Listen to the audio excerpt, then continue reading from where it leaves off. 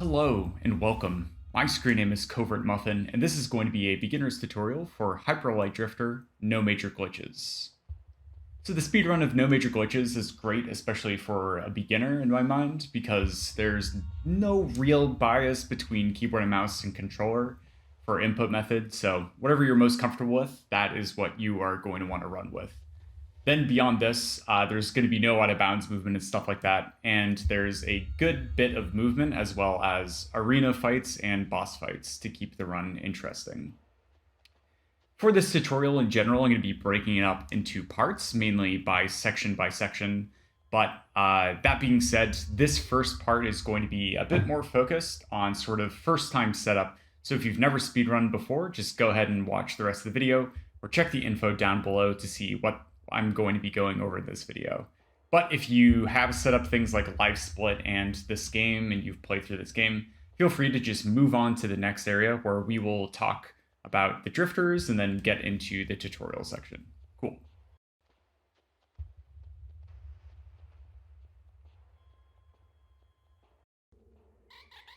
All right, let's talk about some settings and stuff really quickly. So most of these are just totally up to you, but two of them are actually important. First one, you're going to want to make sure you run the game at 60 FPS, not 30, but 60, right? VSync off, of course, and then make sure your dash type is set to mouse direction. If you are on keyboard and mouse, if you're on controller, it doesn't matter. But if you're on keyboard and mouse, I believe the default is move direction, but you want to make sure you set that to mouse direction. If you don't do this, if you have it on move direction, you can only end up dashing in 8 different directions. So definitely make sure you set this to mouse DIR. Cool. Okay, next some just really quick controls. The most important one is going to be dash. Of course, we're going to be constantly spamming dash all over the place. So make sure that's just a really comfortable button for you to be pressing, as well as press at a precise time. I think it's like default spacebar, but I have this set up onto a mouse button for both being able to precisely nail those timing presses, as well as just something I'm comfortable pressing a lot of throughout a full run. Then some other useful ones, having shoot and swap weapon on 2 different fingers, if you can, is really useful. It's going to make some tech that we're going to be working into the run later on much easier. Having the inventory separate from your movement directions in terms of fingers is useful. So I use like my thumb for inventory and then like 3 of my other fingers for WASD, right? And this is just very comfortable for me. And then sit, we're going to be using all of these hotkeys, but like sit, interact, and heal, right? Having these sort of spread out is useful to me. Special, yada. But yeah, that's pretty much it. If you're on controller, I'll just let you sort of figure out your own hotkeys. There is an extra bind, which is going to be aim. Aim you cannot bind on mouse and keyboard. It just sort of assumes you're comfortable with mouse aiming. And that's about it. Cool, next one.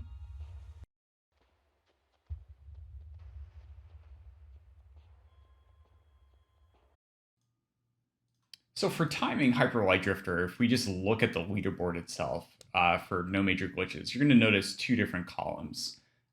Excuse me, real time without loads and then time with loads. So time with loads is known as real time. And then real time without loads is known as time without loads. So these are a little bit mislabeled, but they mean the same thing. So you'll notice that as of now, we have a load remover, which basically times the run as you go through, and it removes the loads. So it pauses the timer while your game is loading a new screen or something like that. And so that saves about like 2.5 minutes for me. And I think I have a PB I submitted just the other day. Yeah. So I have like a 3112 that's going to go up on the leaderboard there. So that being said, how do we do this? Well, we use a program known as Livesplit. So if you head over to livesplit.org, and then you can add the /downloads afterwards as well, you'll come to this screen, and then you can just go ahead and download Livesplit. All right, Livesplit's amazing. It's basically used between every single speed game that I've ever done and been a part of. and it has some really nice open source tools. So communities can like develop their own things like load removers as well as auto splitters to sort of increase the comparability of runs, et cetera, et cetera. So after you download the zip file, we just need to go ahead and pull out the files and unzip it. The way I just do this is I just make a new folder called Livesplit, and then I drag and drop the contents. Great, okay, so within Livesplit itself, we're going to do a few things. What I highly suggest is you want to make sure that you always run Livesplit in administrator mode. So I'm currently still on Windows 7 as of today. And so I forget exactly. Yeah, here we go. So you can set the privilege level to run this program as administrator if you want.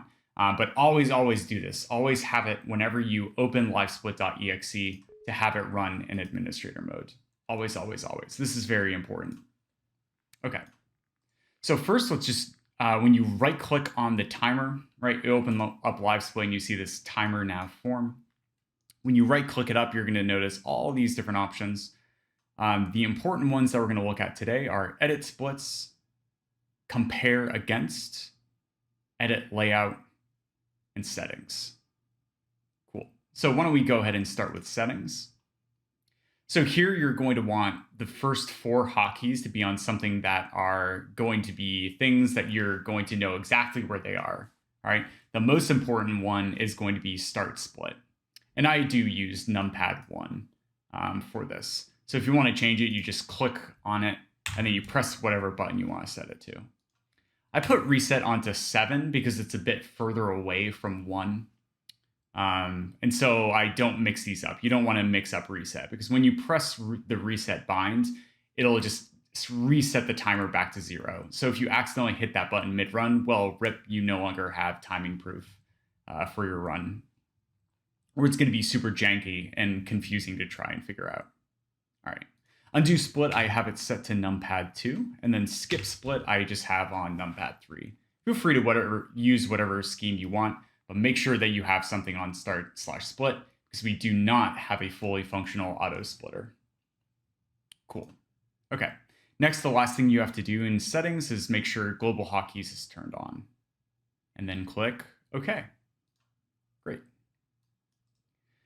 Next, go ahead and pop up to edit layout. So just right click the timer again and go to edit layout.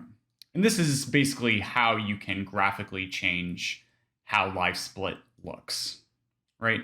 So Livesplit's amazing because it's super customizable. So please feel free to spend time doing whatever you want. But to add sort of extra like visual elements, just go over to this plus sign. And then you just choose something from one of these lists. Okay, yeah, they're lists. But under list in particular, just go over and add splits. And I guess information has a lot of interesting stuff. Sum of best is a common thing. Previous segment, possible time save. All of these are things that are used a lot. I like using possible time save. You'll notice it appear there. So you can like reorder these however you want. Noticing changing the order in the list is going to change where they are. And then clicking on layout settings is going to give you further customizability with various things like font, sizes of various windows and colors and stuff like that.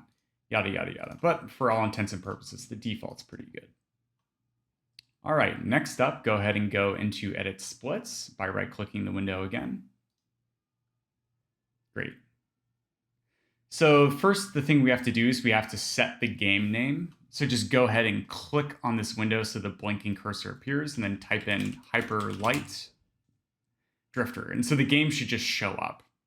So just go ahead and click that. And voila, you'll notice that auto splitting and load removal is available. Our auto splitter is not fully functional, so just be aware of that. But the load remover is very, very good, and it works. Run category, don't worry about this value. And then start timer at 0. Make sure you do that. The next thing to do is click Activate. So now the load remover is going to work. So make sure that the activate is on. And then if you click on settings, you'll know some other stuff. But I would not worry about this at all. You don't have to do anything in settings right now. But if you want to change like auto splitter settings, like if we get extra features in the future, this is where you would do it. Okay. Next, go ahead and just switch the tab to game time. So as we looked at the leaderboard earlier, game time is time without loads, which on the leaderboard, they call it real time without loads. So it's time without loads. And then real time on the leaderboard is called time with loads. Okay, so just be aware of that. So just go ahead and change this segment name to end. Okay. And this is going to be our final split. But what if we want to have some earlier splits so we can see how we do as we progress through the run? I suggest just making one per area, or I guess two per area in this case. So we would do north 1, east, north 2, west, and south. And the way I ended up adding them in is by using these buttons over here, right? So you can insert above or below, yada, yada, yada, and then remove segment if you want to remove them. But I think this is a good starting set of splits for you. Cool. So just go ahead and click OK. Fantastic. Okay, so the final thing that we need to do is go to compare against. By right-clicking the window, once again, compare against game time. Great, and now you are all set. That's the rudimentary setup for Livesplit. Feel free to just poke around and do as much customization as you want, and then just make sure you save splits as well as save your layout. Yada, yada, yada. But yeah, that's about it for Livesplit. Cheers.